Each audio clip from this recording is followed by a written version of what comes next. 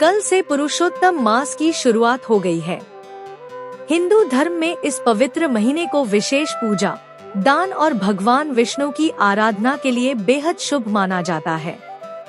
जाने शास्त्रों के अनुसार पुरुषोत्तम मास में क्या करना चाहिए, किन कार्यों से बचना चाहिए।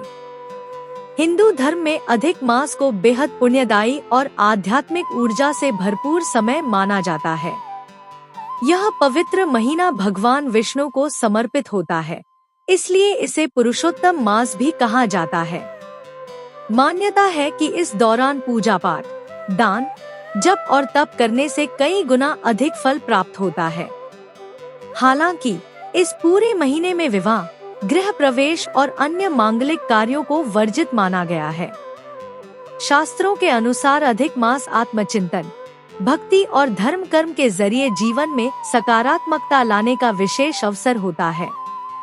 ऐसे में आइए जानते हैं कि पुरुषोत्तम मास क्यों खास माना जाता है और इस दौरान किन नियमों का पालन करना जरूरी बताया गया है।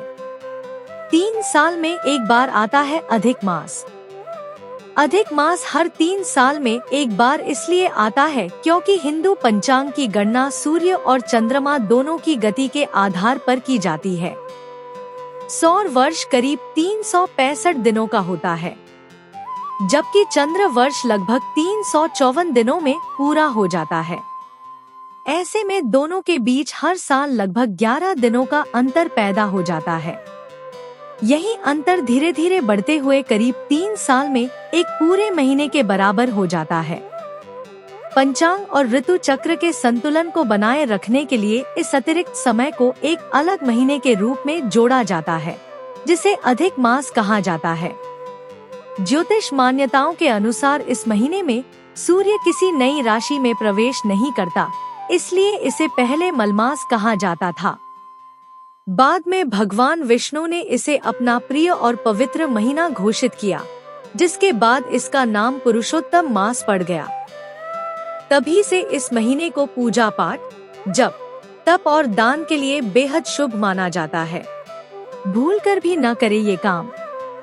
धार्मिक मान्यताओं के अनुसार अधिक मास को भक्ति, संयम और आत्मचिंतन का महीना माना जाता है। यही कारण है कि इस दौरान ऐसे कार्यों से दूर रहने की सलाह दी जाती है जो भौतिक सुख सुविधाओं या सांसारिक दिखावे से जुड़े हों। शास्त्रों में बताया गया है कि इस पूरे महीने व्यक्ति को अपने व्यवहार, खानपान और दिनचर्या में विशेष सावधानी रखनी चाहिए।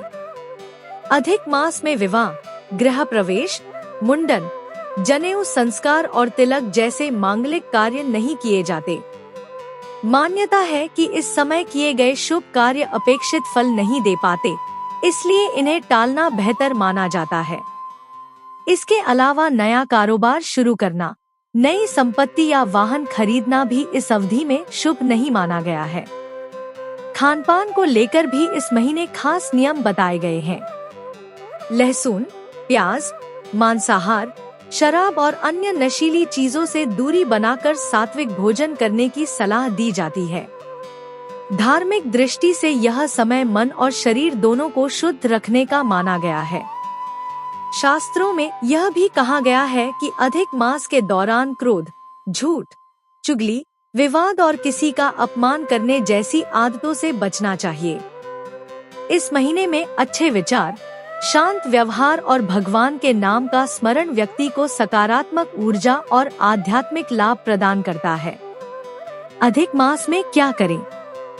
अधिक मास में पूजा पाठ और दान पुण्य का विशेष महत्व बताया गया है। धार्मिक मान्यताओं के अनुसार इस पूरे महीने नियमित रूप से दीपदान करना बेहद शुभ माना जाता है।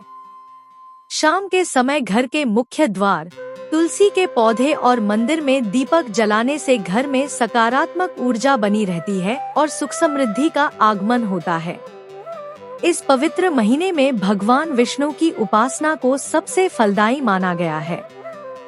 प्रतिदिन ओम नमो भगवते वासुदेवाय मंत्र का जाप करने से मानसिक शांति और आध्यात्मिक लाभ प्राप्त होता है। साथ ही विष्णु सहस्त्रनाम, श्रीमद् भगवद गीता या धार्मिक ग्रंथों का पाठ करना भी अत्यंत पुण्यदायी माना गया है। दान का भी अधिक मास में विशेष महत्व होता है। मान्यता है कि इस दौरान जरूरतमंदों को अन्न, वस्त्र और अन्य उपयोगी वस्तुओं का दान करने से जीवन के कई कष्ट दूर होते हैं। शास्त्रों में कांसे के पात्र में मालपुए रखकर दान करने की परंपरा का भी उल्लेख मिलता है, जिसे बेहद शुभ माना गया है। अधिक मास के दौरान सात्विक और संयमित जीवन जीने पर भी जोर दिया गया है। सुबह जल्दी उठकर स्नान करना, मन को शांत रखना, ईश्वर का ध्यान करना और ब्रह्मचर्य का पालन करना व्यक्ति को मानसिक और आध्यात्मिक रूप से मजबूत बनाता है। धार्मिक मान्यताओं के अनुसार इस महीने किए गए अच्छे कर्म कई गुना अधिक फल प्रदान करते हैं। मलमास में तुलसी पूजा का विशेष महत्व होता है, क्योंकि तुलसी को भगवान विष्णु की सबसे प्रिय माना गया है। मान्यता है कि जिस घर में प्रतिदिन तुलसी की पूजा होती है, वहां नकारात्मक ऊर्जा दूर रहती है और परिवार में सुख शांति बनी रहती है।